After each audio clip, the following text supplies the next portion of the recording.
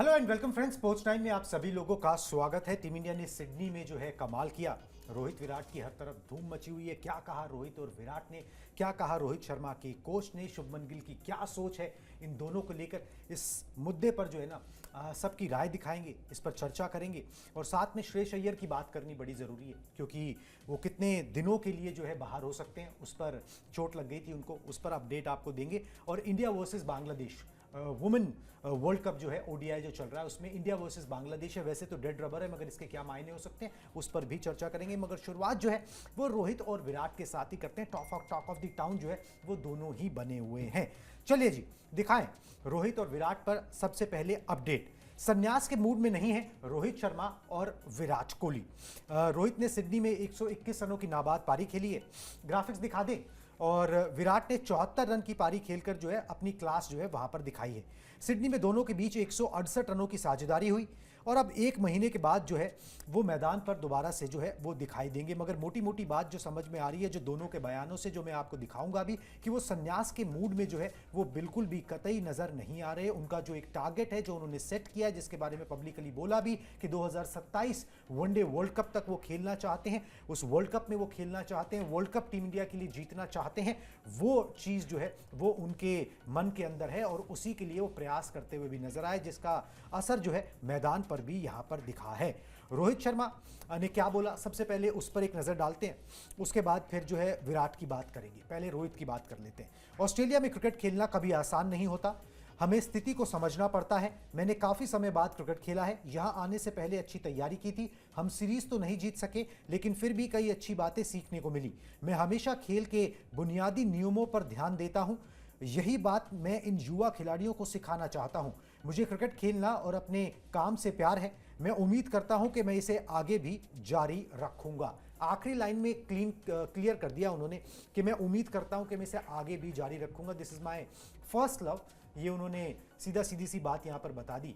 और अभी जो मैं क्विट करने को तैयार नहीं हूं, अभी मैं संन्यास को तैयार नहीं हूं, ये एज मैनी एज वर्ड्स में जो है वो बोल दिया गया है। बिल्कुल। और देखिए हर किसी के मन में डर था कि क्या ये आखिरी मैच होगा, क्या यहाँ से वो रिटायरमेंट लेंगे, क्योंकि जैसे ही उन्हें बुलाया गया और रोहित विराट दोनों थे तो कहीं ना कहीं दिल धक धक हो रहा था। लेकिन हाँ, यही चीजें होती है जब आप अच्छा प्रदर्शन करते हैं तो उम्मीदें बढ़ जाती हैं आपसे और आप खुद भी कॉन्फिडेंट होते हैं, जो कि हमने दोनों की बल्लेबाजी में देखा। जिस तरीके से बल्लेबाजी को शुरुआत यहाँ पर दिलाई रोहित शर्मा ने, और फिर जो जोड़ी लगातार जो फैंस देखना चाहते थे कि रोको की जोड़ी जो है वो मैदान पर कब तक जो है वो एक साथ खेलेगी, एक अच्छी पार्टनरशिप, 168 रनों की पार्टनरशिप और बहुत सारे रिकॉर्ड्स इन दोनों खिलाड़ियों ने ब्रेक किए। रोहित शर्मा ने कई सारे रिकॉर्ड्स ब्रेक किए और दर्शाता है कि जब जब भी आपसे उम्मीदें जब बड़ी की जाती है तो आपसे एक अच्छा प्रदर्शन करने की उम्मीद होती है। और वो प्रदर्शन अगर आपके बल्ले से नहीं आ रहा है, स्टार्टिंग के मैचेस में भी हमने देखा कि थोड़ा सा स्ट्रगल करते जो है वो विराट नजर आते, लेकिन हाँ बैक टू बैक डक पर आउट होना, उसके बाद 1 रन लेना 13वीं बॉल पे, क्योंकि पहली अगर हम मैच की बात करें वहां पर भी 8 बॉल खेली थी, दूसरे मैच में 4 बॉल खेली थी, और ये तीसरा मैच था वहां पर उनकी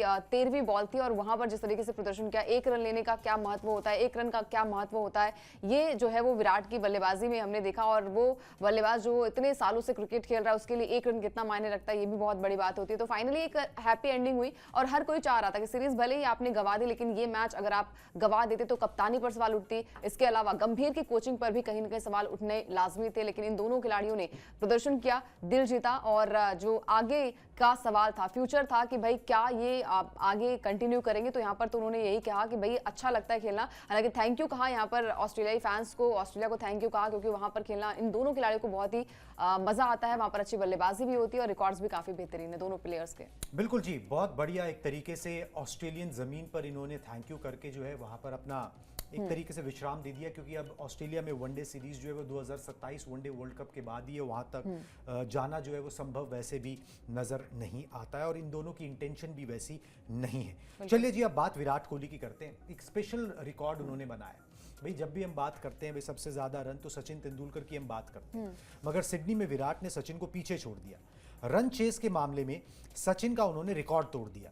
चेस करते हुए सचिन ने 69 अर्धशतक ठोके थे, वनडे के अंदर हम बात कर रहे हैं। चेस करते हुए विराट के 70 अर्धशतक हो गए। एक बात तो ये, दूसरी बात ये कि व्हाइट बॉल क्रिकेट में मतलब T20 आए प्लस ओडीआई को मिला लें तो विराट कोहली के नाम जो है 18,443 रन है। सचिन तेंदुलकर के नाम 18,436 रन थे। सचिन तेंदुलकर ने T20 आए वो उस तरीके से खेला नहीं, विराट कोहली ने वो खेला, वहां पे 4,000 रन वहां पर भी उन्होंने बनाए हैं। तो वाइट बॉल क्रिकेट के अंदर किंग कहा जाता है विराट कोहली को, due to white ball cricket ही ज्यादा कहा जाता है, और उसके अंदर सबसे ज्यादा रन उनके हो गए। सिर्फ ओडीआई नहीं, उसमें टी20 आई भी अगर आप जोड़ लोगे तो सबसे ज्यादा रन हो गए, चेस करते हुए सबसे ज्यादा अर्धशतक हो गए।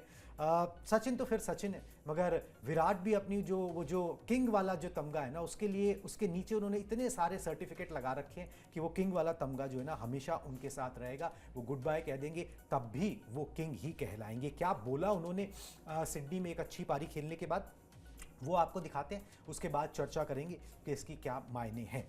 अब तालाब से बाहर आकर अच्छा लग रहा है। तालाब से बाहर मतलब कि जो शून्य उन्होंने बनाए, इस लेवल पर भी क्रिकेट आपको कुछ ना कुछ सिखाता है। जब चीज़ें अपने अनुकूल नहीं होती हैं तो काफ़ी चैलेंजिंग हो जाता है। रोहित के साथ बल्लेबाजी करना आसान था। मुझे खुशी है कि ये मैच फिनिशिंग साझेदारी थी। साल 2013 से मैं ऑस्ट्रेलिया में जो है वो ट्रैवल कर रहा हूँ और इस देश में खेलने में मज़ा आता है। आप सभी का शुक्रिया। तो शुक्रिया उन्होंने भी वहाँ पर सबको कह दिया कि भाई चलो जी थैंक यू जो है वो कहा गया। मगर एक चीज़ है कि उन्होंने बोला है कि जब चीज़ें आपके अनुकूल नहीं होती हैं तो वो चैलेंजिंग होता है और वहाँ पर बल्लेबाजी करना मज़ा आता है। वो एक्चुअली उन्होंने यही बोला कि भाई it brings the best out of me. ठीक है, तो यहाँ पर वो विराट कोहली ने भी वो जज्बा दिखा दिया जो दो बैक टू बैक डक्स के बाद लग रहा था कि वो नहीं है।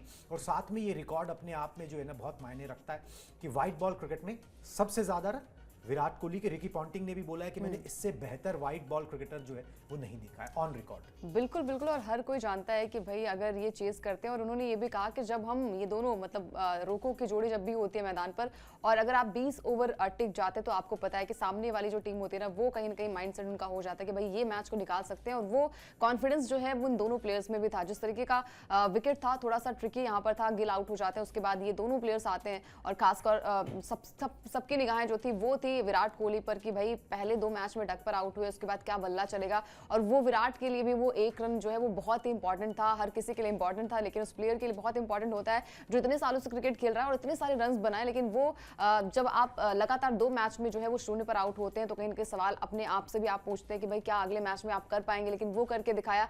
और अच्छी बात ये रही कि नाबाद लौटे, और जब भी मैच में आप बने रहने के लिए अपनी पूरी ताकत झोंक देते हैं, वो तमाम सारी चीजें वहां पर देखने को मिली। और जैसे उन्होंने जिक्र भी किया कि 2013 में जब ऑस्ट्रेलिया यहाँ पर आई थी, इंडिया आई थी, वहां पर जिस तरीके की पार्टनरशिप बिल्ड की, वो आप फ्लैशबैक में चले जाते हैं और लगता है कि वही रिक्रिएट चीजें हो रही थी, वही फैंस, वही दोनों खिलाड़ी, वही टीम जो थी। हालांकि बस सरजमी थोड़ी सी बदली हुई थी, लेकिन हाँ यहाँ पर जो प्रदर्शन यहाँ पर दोनों प्लेयर्स के बल्ले से आया वो अपने आप में ताकत दिखाता है कि भाई आगे के लिए जो लगातार सवाल उठ रहे थे, सिलेक्टर्स लगातार सवाल उठा रहे थे कि भाई रोहित शर्मा, विराट कोहली की क्या जगह नहीं बनती, क्या आगे आने वाले मैचेस में ये बहुत ही बड़ा चैलेंज था। ये आखिरी मौका था, इस आखिरी मौके में एक अच्छी तरीके से हैप्पी एंडिंग यहाँ पर एक कहते हैं ना कि प्रॉपर सिनेमा देखने को वहां पर मिला। और जो कहते हैं ना कि पिक्चर अभी बाकी है मेरे दोस्त, वही काम जो है इन दोनों प्लेयर्स ने करके भी दिखाया। तो एक अच्छी बल्लेबाजी, एक अच्छी पार्टनरशिप और एक अच्छी यहाँ पर फ्रेंडशिप जो है वो दोनों प्लेयर्स के बीच में देखने को मिली। तो दर्शाता है कि आप इतने सालों से क्रिकेट खेलते हैं लेकिन कुछ भी हो सकता है। जैसे विराट ने कहा कि अगर परिस्थिति आपके फेवर में नहीं, आपके अनुकूल नहीं है तो कहीं ना कहीं टफ चैलेंजेस आपके लिए होते हैं, लेकिन हाँ अगर आपका माइंडसेट अच्छा है, अगर आपकी सोच अच्छी है तो आप कुछ भी वहां पर कर सकते हैं, जो कि इन दोनों प्लेयर्स ने करके दिखाया। बिल्कुल, दोनों प्लेयर्स ने अचीव करके दिखाया जिसका पूरी दुनिया ने जो है वो संज्ञान लिया। ठीक है, इस तरीके से चलिए जी अब बात करते हैं शुभमन गिल की, क्योंकि शुभमन गिल ने भी जो है वो यहाँ पर जो है इन दोनों के बारे में बात बोली है। प्लस ये डोमेस्टिक क्रिकेट खेलेंगे या नहीं खेलेंगे उस पर भी उन्होंने थोड़ी सी क्लैरिटी यहाँ पर दी है। तस्वीर जो है ना वो साफ हो गई है। चलिए पहले बताते हैं कि इन दोनों की तारीफ में उन्होंने बोला क्या। इन दोनों को देखकर ही बड़े हुए हैं। दिखाएं जी, बैक टू बैक दोनों गिल की कोट्स प्लेट्स दिखा दें। रोहित विराट इतने सालों से शानदार प्रदर्शन कर रहे हैं, उन्हें बल्लेबाजी करते देखना और खासकर जब वो दोनों पारी को खत्म करते हैं तो बहुत खुशी होती है। भारत के कप्तान के तौर पर मेरी पहली वनडे जीत थी जो बहुत खास रही। ये हमारे लिए एक शानदार जीत है। तो भाई चाहे सीरीज नहीं जीते शुभमन गिल मगर खुश हैं। एक नॉर्मल क्रिकेटिंग फैन की तरह शुभमन गिल भी फैन है रोहित विराट के, और जब वो उस तरीके से मैच को फिनिश करते हैं तो उसको देख के जो तसल्ली होती है ना, वो सीरीज जीतने के गम को जो है ना बहुत ज़्यादा हद तक जो है ना वो ठीक कर देती है। अब डोमेस्टिक क्रिकेट पे क्या बोला उन्होंने, अब तक इस मुद्दे पर कोई बात नहीं हुई है। साउथ अफ्रीका की सीरीज में ज़्यादा समय नहीं है, मतलब 1 महीने का समय है। हाँ, लेकिन न्यूजीलैंड के खिलाफ सीरीज से पहले गैप है। ऐसे में साउथ अफ्रीका सीरीज के बाद इस मुद्दे पर चर्चा हो सकती है, क्योंकि सेलेक्टर्स ने ये बोला था, बीसीसीआई का भी ये फरमान था कि अगर कोई खिलाड़ी अवेलेबल है तो फिर उसको डोमेस्टिक क्रिकेट खेलना चाहिए, और अगर कोई गैप बड़ा होगा तो वो बात रोहित और विराट पर भी लागू होती है, मगर उस पर अभी तक कोई बात नहीं हुई है। कम से कम साउथ अफ्रीका सीरीज तक तो ऐसा नहीं होगा। माना ये जा रहा है कि भाई विजय हजारे जो है वो दिसंबर के अंदर होगी, तो वहां पर प्रोबेबली इनको जो है कुछ मैचेस जो है वो खेलने पड़ सकते हैं, ताकि एक कंटिन्यूटी जो है ना वो यहाँ पर बनी रहे। मगर एक चीज़ है जो चीज़ साफ नज़र आ रही है कि टेबल पे ना सब लोग एक हैं, पेज पे सब लोग एक हैं, कोई बहुत ज़्यादा डिफरेंस नहीं है सोच के अंदर, और बहुत मुद्दों पर बहुत ज़्यादा खुलकर जो है ना वो बात भी अभी नहीं की जा रही। वो अंग्रेजी में एक कहावत है कि we will cross the bridge when we reach there. तो जब हम वहाँ पहुँचे ही नहीं है तो उसके बारे में चर्चा करके कभी कोई फ़ायदा नहीं है। अभी जो चल रहा है वो सही चल रहा है, जो देखा मैदान पर वो बहुत अच्छा था। बिल्कुल। और देखिए मतलब सबसे बड़ी बात ये है कि दोनों की फॉर्म को लेकर लगातार बातें उठ रही थी कि भाई 7 महीने के लंबे इंतजार के बाद दोनों प्लेयर्स जो है वो मैदान पर है। नेट्स में तो अच्छे टच में नजर आए, लेकिन मैदान पर वो बल्लेबाजी जो है वो देखने को नहीं मिली। लेकिन हाँ, जो लास्ट मैच था वहां पर जिस तरीके से बल्लेबाजी की, और एक होता ना कि अगर आप विकेट पर ज्यादा समय रहते हैं, ज्यादा समय व्यतीत करते हैं, तो आपके लिए थोड़ा सा टास्क जो है वो ईजी हो जाता है। वो दोनों खिलाड़ियों के बल्ले से भी हमने देखा, और ये चीजें जो है वो गिल ने भी कही कि भाई इन दोनों को खेलते देखना, और जब आप इन दोनों खिलाड़ियों को देखते हुए बड़े होते हो और खेलते देखते हुए बड़े होते हो, तो कहीं ना कहीं वो कॉन्फिडेंस आप में भी आता है। सीरीज भले ही ना जीती हो, लेकिन हाँ ये मैच जो है वो हर किसी के लिए चैलेंज था कि भाई क्या क्लीन स्वीप तो नहीं हो जाएंगे, क्या ये सीरीज जो है वो गवा तो नहीं देंगे। हालांकि सीरीज तो गवा दी गई है, लेकिन हाँ फिर भी क्या ये मैच जो है वो व्हाइट वॉश तो नहीं हो जाएगा। बहुत सारी चीजें दिमाग में थी, लेकिन हाँ इन दोनों प्लेयर्स को देखने के लिए हर कोई बेताब था। एक चैलेंज उनके लिए भी था कि भाई क्या सेलेक्टर्स जो लगातार उन पर सवाल उठा रहे हैं, लगातार जो है वो बातें जो है वो हो रही है कि रोहित विराट की जगह आगे बनती है नहीं बनती। लेकिन हाँ जो अगला मैच होगा साउथ अफ्रीका से होगा वो वनडे मैच, और वो नवंबर में होगा। उसके बाद जो है वो एक थोड़ा सा गैप है, 1 महीने का गैप है, वहां पर क्या ये दोनों प्लेयर्स नजर आएंगे। आना भी चाहिए, क्योंकि लगातार अगर आप अभ्यास करते हैं, लगातार अगर आप मैच खेलते हैं तो आपके लिए थोड़ा सा इजी हो जाता है। क्योंकि हमने पहले और दूसरे मैच में देखा, वो अगर रिदम आपके अंदर नहीं है, अगर रिदम नहीं आती है, तो आपके लिए जो है वो मैच टफ हो सकता है। उम्मीद यही है कि अभी जो कल का मैच हुआ वो थोड़ा सा एंजॉयमेंट दोनों प्लेयर्स करते दिखाई दिए, पूरी टीम वहां पर एंजॉय करती नजर आई, और सबके चेहरे पर मुस्कान आई। और वही सोच जो है वो आगे भी इनकी, आई थिंक यही होनी चाहिए सोच। बिल्कुल जी। और डोमेस्टिक क्रिकेट के बारे में तो अभी देखिए आपको कोई ना कोई फैसला तो उस पर लेना पड़ेगा, मगर ये है कि जब इतने ड्रिवन खिलाड़ी हैं ना, तो फिर जब इतनी इच्छा है, प्रबल इच्छा है कि भाई आप 2027 वनडे वर्ल्ड कप खेलो, तो डोमेस्टिक क्रिकेट खेलना भी कोई बुरी बात थोड़ी ना है। और वहीं से तो खेल के आप यहाँ पर पहुँचे हो, तो वहाँ पर अगर आपको कुछ दोबारा से एक छोटी सी मास्टर क्लास देनी पड़े या दोबारा बैक टू बेसिक्स जाना पड़े, तो उसमें कोई हर्ज नहीं है। आपकी भी कंटिन्यूटी जो है बनी रहती है। रोहित विराट भी ये बात समझते हैं, ऐसा कोई जो है यहाँ पर उस तरीके से जिद पे अड़ने वाला नहीं है। बात सीधी सी यही है। और जब प्रदर्शन हो गया है तो फिर चीज़ें और आसान हो जाती हैं, फैसले लेना भी आसान हो जाता है। चलिए जी, हर्षित राणा की बात करते हैं। हर्षित राणा के बारे में पहले बता देता हूं उन्होंने किया क्या, और फिर शुभमन गिल ने उन पर बड़ा इंटरेस्टिंग सा ना बयान दिया है। हर्षित राणा ने सिडनी वनडे में 4 विकेट झटके, 8.4 ओवर की गेंदबाजी में 39 रन देकर उन्होंने 4 विकेट निकाले। 3 वनडे मैच की सीरीज में राणा के नाम 6 विकेट हैं, और सीरीज में भारत की तरफ से सबसे ज्यादा विकेट उन्हीं के नाम है। 8 वनडे पुराने हर्षित राणा का यह सर्वश्रेष्ठ प्रदर्शन है ओडीआईएस के अंदर। अब कप्तान शुभमन गिल ने राणा को लेकर एक बड़ा इंटरेस्टिंग सा बयान दिया। पहले तो हमें लगता था गौतम गंभीर के ही वो बहुत बड़ा मतलब बहुत चाहते हैं, या फिर वो उनको बड़ा पसंद करते हैं, पोटेंशियल समझते हैं, मगर यहाँ शुभमन गिल तर्कों के हिसाब से बोल रहे हैं कि उनमें पोटेंशियल है, और मैं उनको उसी तरीके से देख रहा हूँ। क्या बोला उन्होंने, एक बार दिखाएं जी शुभमन गिल का बयान हर्षित राणा के ऊपर। मुझे लगता है कि हमारे लिए जो नंबर 8 पोजीशन है वहां पर अगर कोई बैटर 20-25 रन बनाता है तो उस पर हम भरोसा कर सकते हैं। हर्षित ने यही किया। ऐसे में ये बेहद अहम पोजीशन हो जाती है।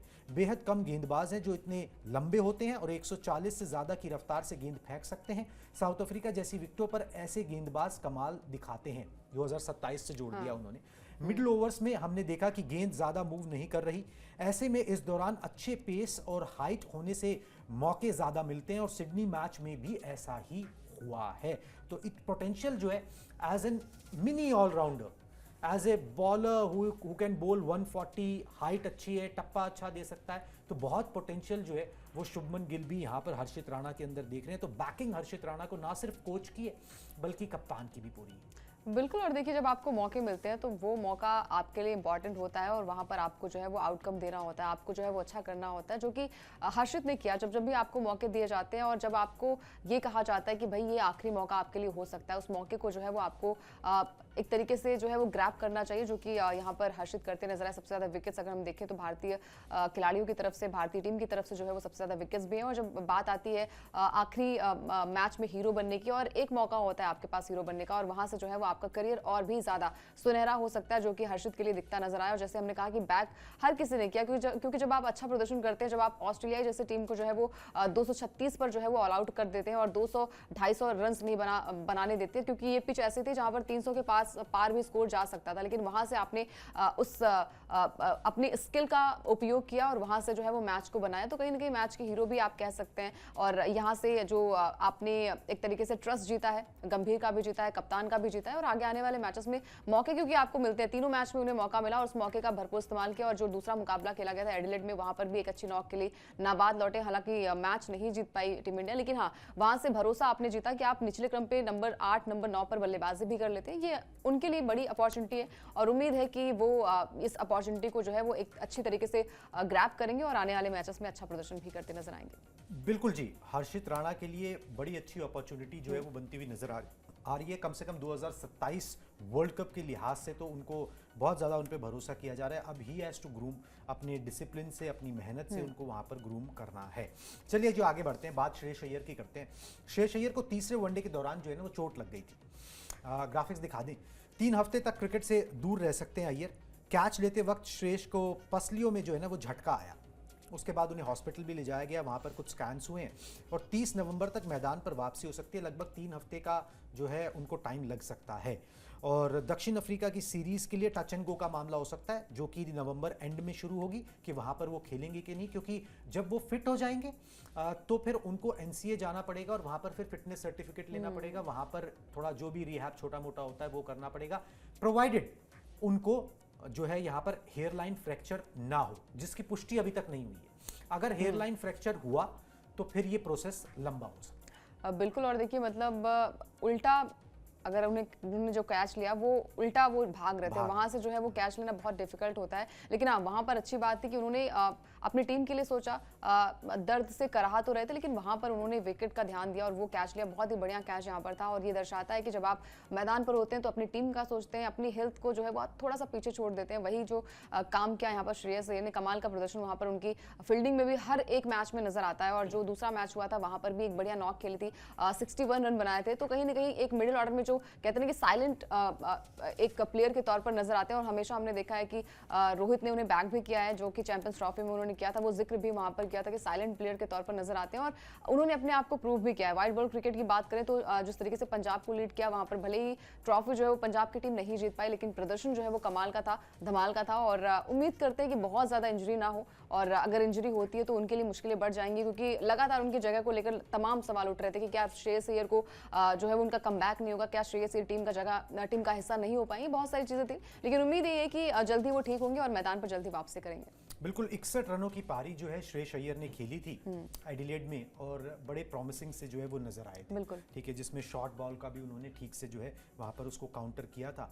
थोड़ी सी परेशानी कई बार ना आपके साथ ना किस्मत भी पैदा करती है, गलत वक्त पे चोटें लग जाती हैं और वो सब चीज़ें भी होती हैं। मगर श्रेयस अय्यर प्रॉमिसिंग हैं, मेहनती हैं, उन्होंने मेहनत की है और अपनी वापसी की। अब वापसी के बाद देखते हैं ये 3 हफ्ते में वो किस तरीके से और जुझारूपन दिखाते हुए अपने आप को साउथ अफ्रीका के लिए जो है इन टाइम यहाँ पर तैयार करते हैं। चलिए जी, मेंस क्रिकेट की बात होगी, वुमेंस क्रिकेट की करनी भी बहुत ज़रूरी है। वुमेंस ओडीआई वर्ल्ड कप जो है वो चल रहा है और ग्राफिक्स दिखाएं। महिला वर्ल्ड कप 2025 में भारत का जो है ना सेमीफाइनल जो है किससे होगा ये तय हो गया है। ऑस्ट्रेलिया से होगा, 30 तारीख को होगा, डीवाई पाटिल स्टेडियम नवी मुंबई में होगा। और 2017 वर्ल्ड कप के जो था उसके अंदर भी इंडिया ऑस्ट्रेलिया का सेमीफाइनल हुआ था, तो ये रिपीट है उसका। बेसिकली उस समय भी साउथ अफ्रीका और इंग्लैंड के बीच में सेमीफाइनल हुआ था और इंडिया और ऑस्ट्रेलिया के बीच में सेमीफाइनल हुआ था। ऑस्ट्रेलिया ने अभी लास्ट मुकाबले में अपने दक्षिण अफ्रीका को बड़ी बुरी तरीके से 7 विकेट से जो है वो हरा दिया और उसके बाद ये सेमीफाइनल लाइनअप जो है वो तय हो गया है। मगर इस सेमीफाइनल लाइनअप के अलावा टीम इंडिया अपने आखिरी लीग मैच में आज बांग्लादेश से जो है वो भिड़ेगी और ये वैसे तो डेड रबर है मुकाबला, इससे कुछ फ़र्क नहीं पड़ना है ना बांग्लादेश को ना इंडिया को, मगर ये कि हाँ एक कॉन्टिन्यूटी बनी रहेगी। दूसरा, ये मुकाबला डीवाई पाटिल स्टेडियम में ही खेला जा रहा है, तो आपको कंडीशंस का भी थोड़ा सा और आइडिया होगा, वैसे तो है ही कि भाई वहाँ पर जो है जब आप सेमीफाइनल खेलने उतरोगे तो आप किस तरीके की कंडीशंस हो सकती हैं और आप कंटिन्यूटी को बनाए रखना चाहते हो ना। अभी आपने 3 हार के बाद पिछले मैच में एक जीत देखी है, अब आप चाहोगे कि जीत के साथ ही, उस बढ़े हुए हौसले के साथ ही आप जो है सेमीफाइनल में जाओ। आपको ऑस्ट्रेलिया से भिड़ना है। बिल्कुल, और देखिए जो पिछला मुकाबला भी न्यूजीलैंड के साथ हुआ था, इसी मैदान पर हुआ था, तो कहीं ना कहीं आपके लिए कंडीशंस थोड़ी सी इजी हो जाएंगी। आप यहाँ पर अगर प्रैक्टिस करते हो, थोड़ा सा चेंजेस भी आप कर सकते हैं यहाँ पर, तो वो तमाम सारी चीज़ें जो हैं वो आपके फेवर में यहाँ पर हो सकते हैं। लेकिन हाँ, ऑस्ट्रेलिया अगर सामने है तो फिर आपकी मुश्किलें बढ़ सकती हैं। जिस तरीके से पिछले मैच में हमने देखा था कि लीग स्टेज मैचेस में 330 रन टीम इंडिया ने बनाए थे और उसको चेज कर लिया था ऑस्ट्रेलियाई टीम ने। शतकीय बल्लेबाजी जो है उनके कप्तान की तरफ से आई थी, तो बहुत सारी चीज़ें यहाँ पर मैटर करती हैं। और कप्तान जो है वो कल के मैच में भी नहीं थी, उनकी इंजरी की वजह से वो मैच नहीं खेल पाए थे, लेकिन उसके हाँ हिली, और वो नहीं खेल पाई थी और उसके बाद भी जो है वो मैच को जीता, तो ये अपने आप में बहुत बड़ी बात होती है। आई थिंक थोड़ा सा टफ चैलेंज होगा, लेकिन हाँ अपने ऊपर आप भरोसा करेंगे तो कोई भी चीज़ें जो है वो मुश्किल नहीं होती। बिल्कुल जी। वैसे इंडिया वर्सेस बांग्लादेश के बीच में आपको बता दूं कि 8 मैचेस हुए हैं, 6 में भारत को जीत मिली है, 1 में बांग्लादेश को मिली है, 1 में जो है वो टाई रहा था। और बांग्लादेश ने इस टूर्नामेंट में पॉइंट्स टेबल में सबसे आखिरी पे जो है लैंड अप किया है। 6 मैचेस खेले हैं, सबसे ज़्यादा मैच 5 मैच उन्होंने यहाँ पर हारे हैं। तो इंडिया वर्सेस बांग्लादेश का मुकाबला जो है वो होगा, मगर इसके अंदर कुछ नया ट्राई, कुछ चीज़ें जो है वो यहाँ पर जो है इंडियन टीम जो है वो देख सकती है, मगर जीतना भी ज़रूरी होगा क्योंकि उस आदत को बरकरार यहाँ पर रखना है। चलिए जी, इस ब्रॉडकास्ट में अभी बस इतना ही। अब मुझे और अंकिता को दीजिए इजाज़त। Tata bye bye.